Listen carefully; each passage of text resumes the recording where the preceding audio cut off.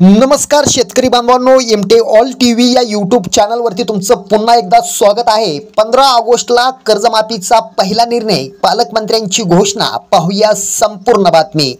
पालकमंत्री सुधीर मुनगंटीवार आज लाईव्ह होते, ते नेमकं काय म्हणाले ते पाहूया। एकाच गावातील एका शेतकऱ्याला विम्याची रक्कम दिली जाते, मात्र दुसऱ्या शेतकऱ्याला विम्याची रक्कम दिली जात नाही। शेतकऱ्यांच्या पीक विम्याबाबत कंपनीला कोणतंही गांभीर्य नाही।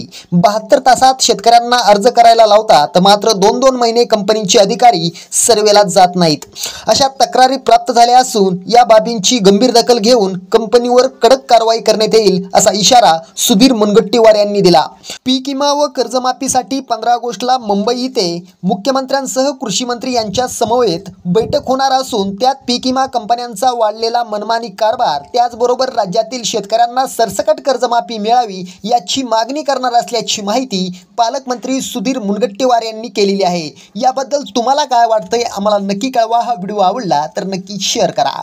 जय महाराष्ट्र।